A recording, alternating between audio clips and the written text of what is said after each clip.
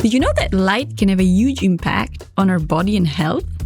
Not only does it influence when and how well we sleep, but it can also affect our mood, alertness, and even our behavior. Welcome to Light O'Clock. In this podcast, we unpack the science behind body clocks and how light influences our daily biological rhythms.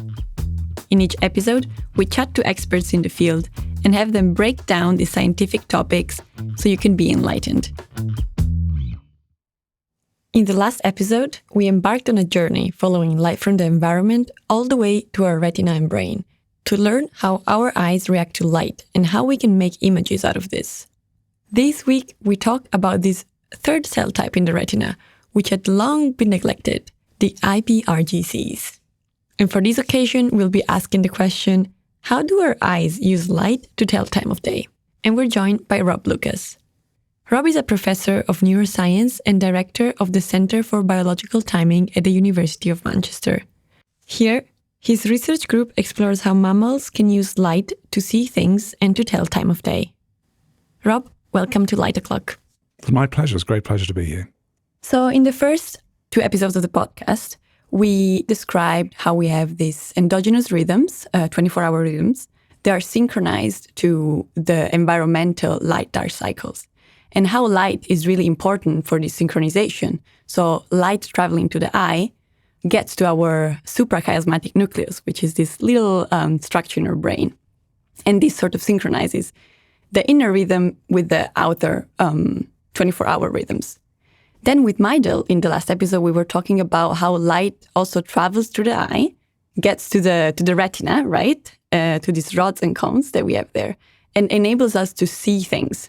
So one question that comes to mind immediately is, how can the eye do both things? So enables us to see things, so make images of the world around us, see colors, but also enable us to synchronize with the environment. Is this also part of the role of rods and cones, or is there something else? So that's a really interesting question. I think maybe it's helpful to take a step back, if you don't mind, and think about that job of telling time of day from a wider biological perspective, because then it can help us get back into the retina as we need to for humans. So, of course, the need to tell time of day is not unique to humans.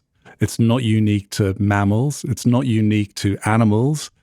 Almost all life on Earth has to tell time of day in some way or another. And so that requirement to measure light as a signal for time of day exists long before eyes exist in evolutionary history, long before there was a retina. And so the task of measuring light to tell time of day really doesn't have to happen in the eye at all, right?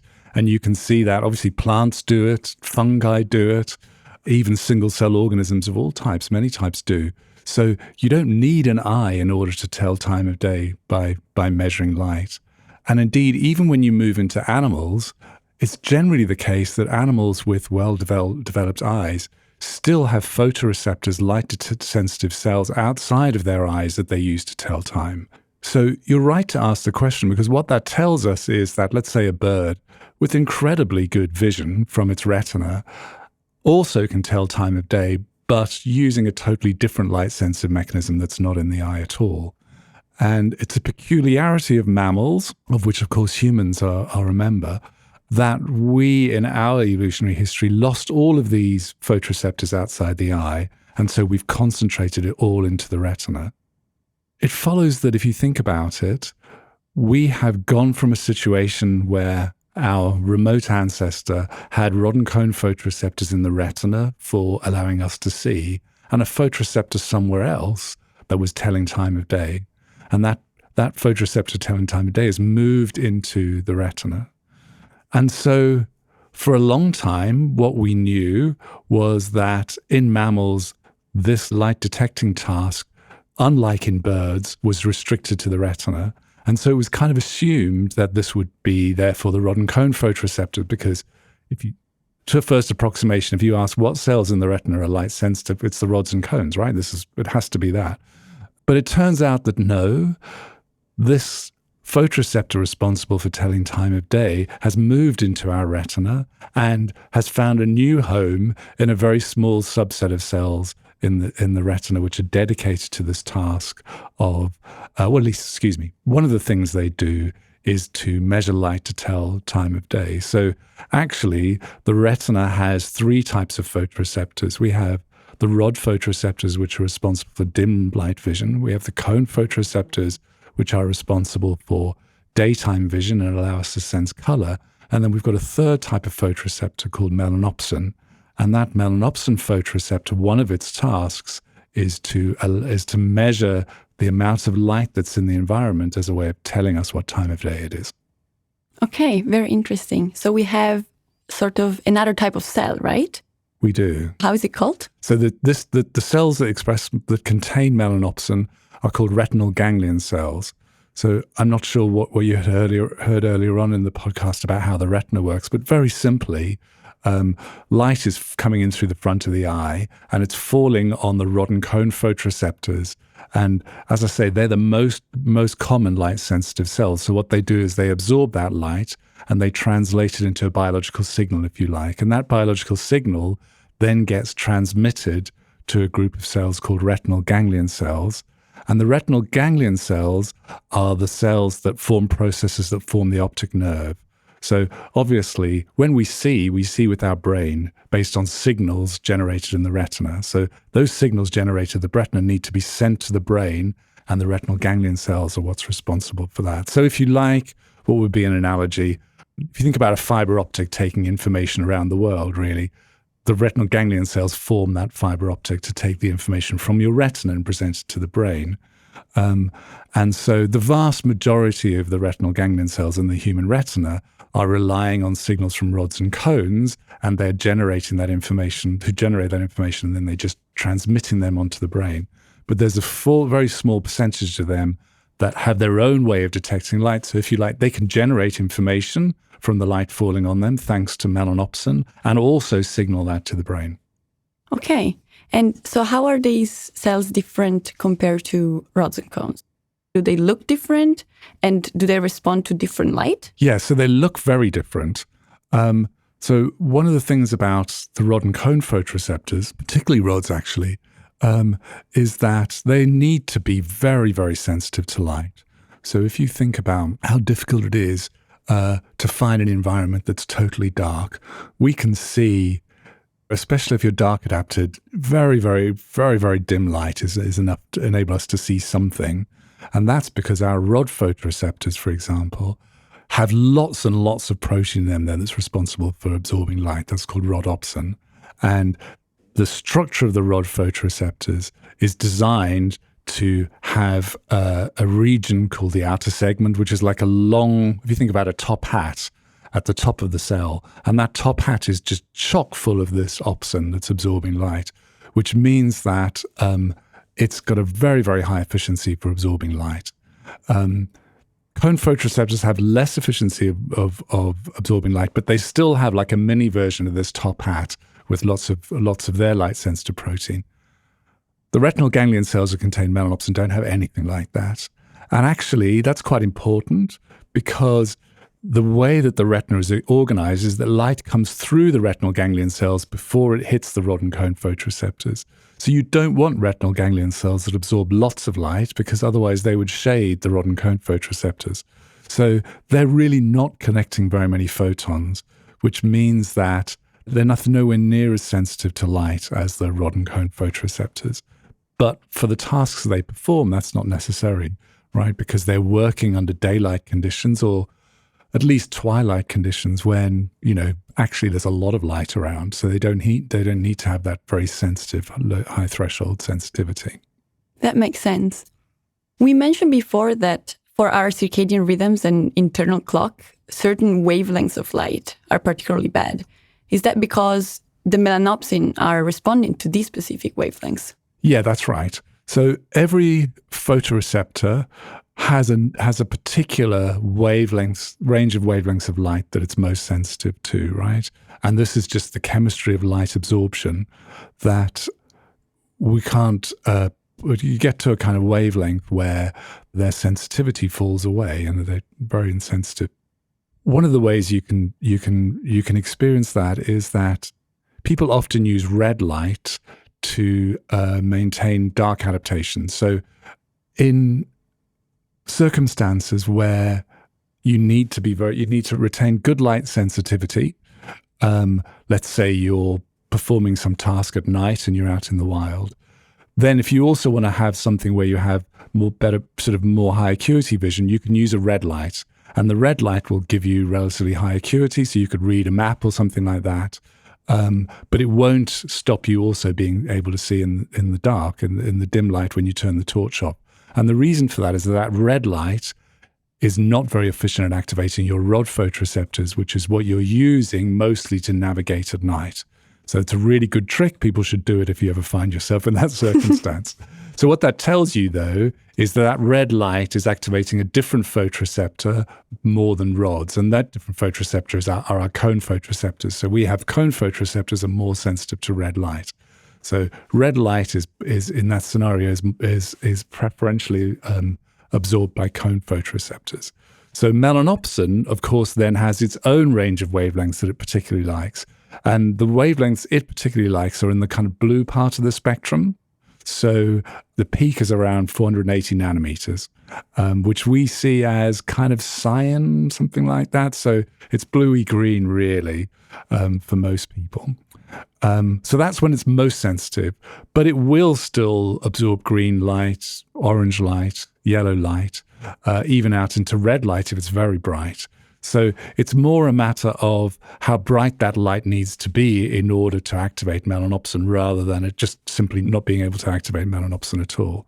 But yeah, that blue part of the spectrum is most efficient at activating melanopsin. One question that comes to mind when we think about these two different roles of light, telling time and making us see things, is what about blind individuals? Mm-hmm. So we know they cannot see things, they cannot make an image of the world around them, but can they still synchronize to the light-dark cycle outside?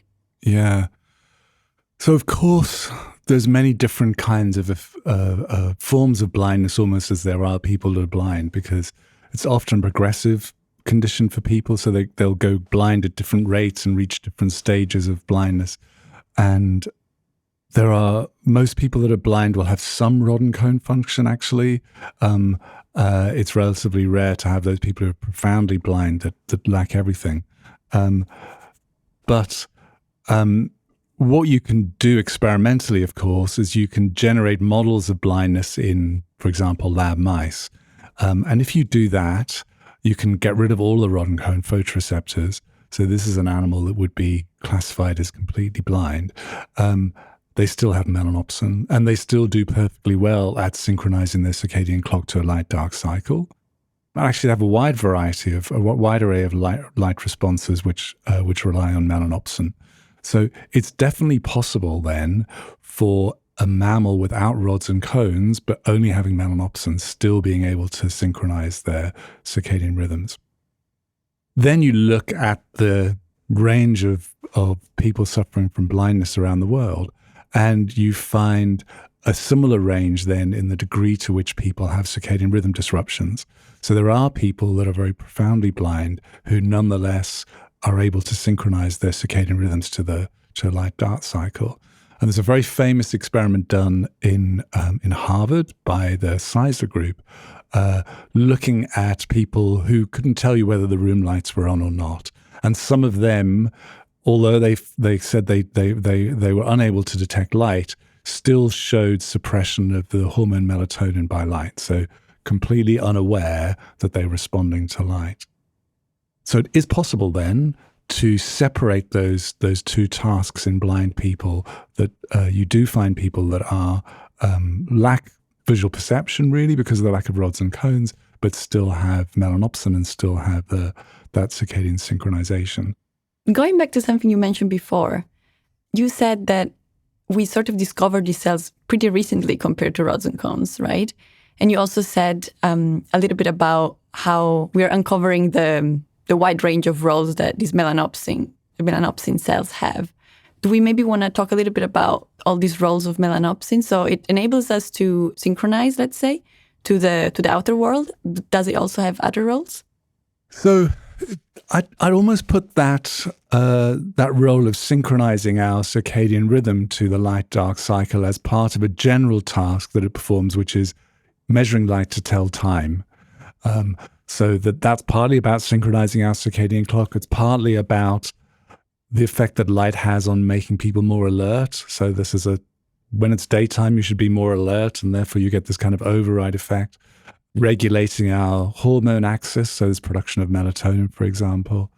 And then there's kind of growing evidence that it can, in a similar vein, modulate impacts of cognition, for example, your ability to concentrate, and just generally driving you more towards that kind of daytime awake and doing things kind of state in many ways. So I'd put it like that.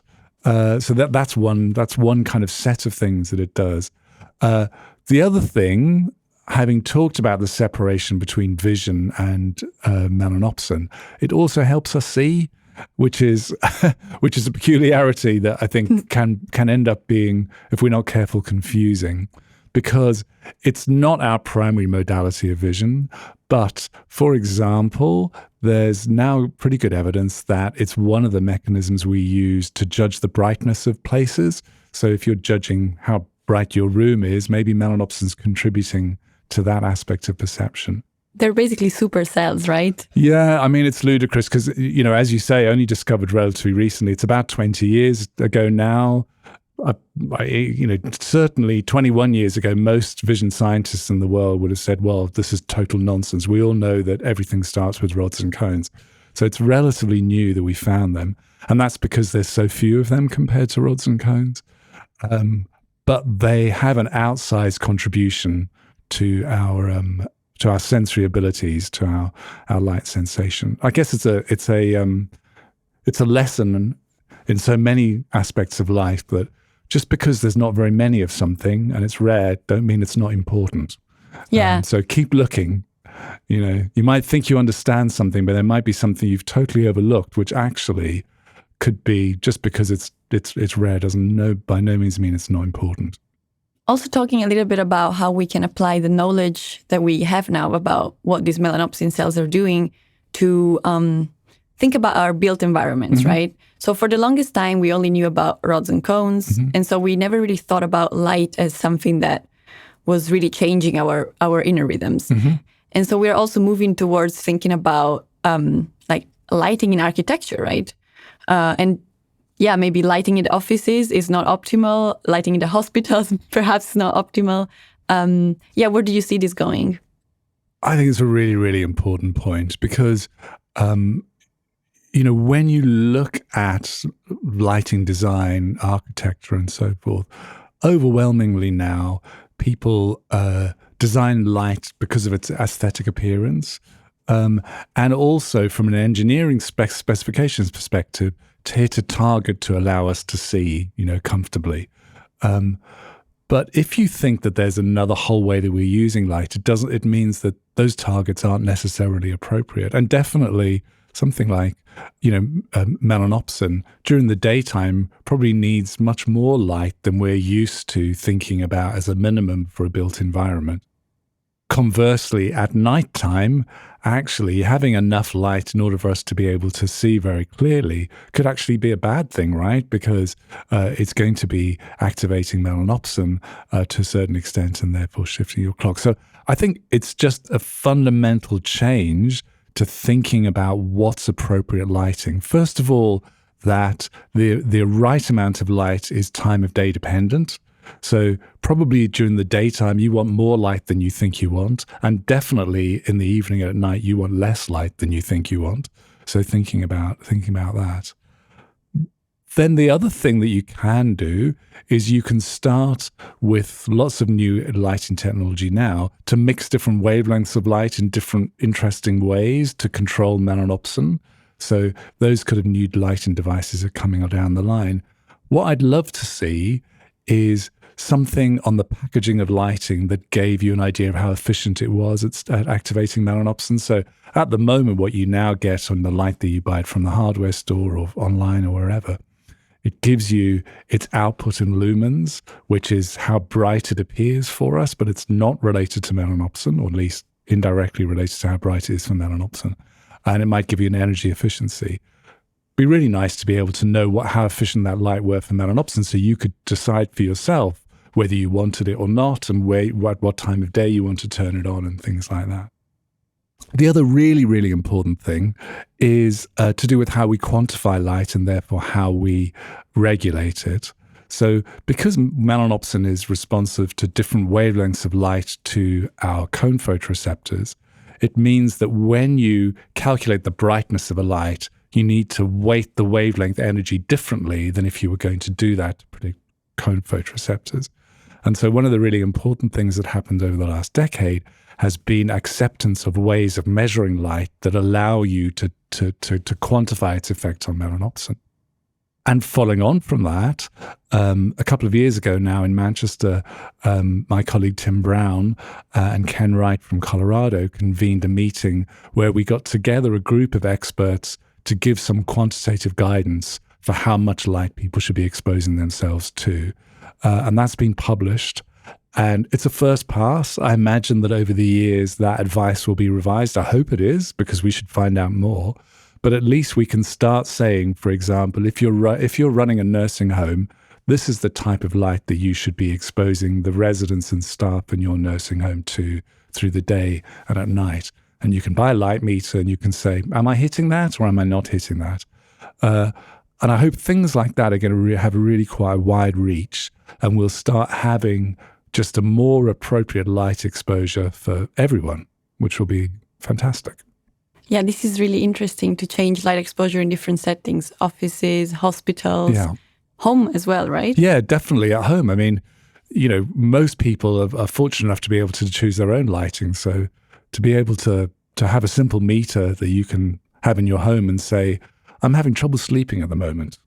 Is that because the light in my house is wrong? Just measure it and say, well, no, it isn't that.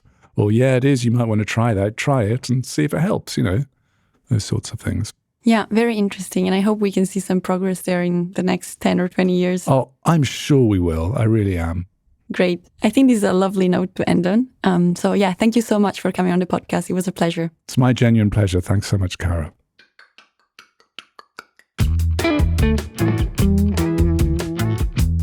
Many thanks to Rob for joining us for this episode of Light O'Clock. Today, we've learned about this special cell type in the retina, which contains the pigment melanopsin. These cells are the iPRGCs, and they're responsible for what we call the non-visual effects of light, meaning effects of light on our body which are not related to vision. So, for example, regulating timing of hormone production and effects on circadian system. And while we're talking about hormones, you might have noticed that we have mentioned the word melatonin a couple of times in the podcast. So if you're wondering how light, melatonin, and circadian rhythms all come together, we've got you covered. You just need to tune in into the next episode in 2 weeks, where we'll be chatting to Elise McGlashan. As always, if you're interested to know more about today's topic, you can check out the show notes for relevant links. If you have any questions or feedback, we would be happy to hear from you. You can always reach us at our email, which is listed just at the end of the show notes. Until next time, and in the meantime, don't forget to lighten up your clock.